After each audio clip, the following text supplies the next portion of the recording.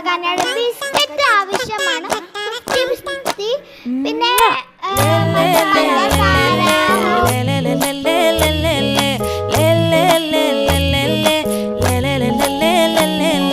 பாடி என் பொட்டல முட்டாயே சின்ன ரத்தின கொட்டாயே உன் குங்கும பொட்ட மேல வச்சாயே பாடா என் அம்புலி மச்சானே என்ன அம்புல தச்சானே என்ன கட்டி பிடிச்சு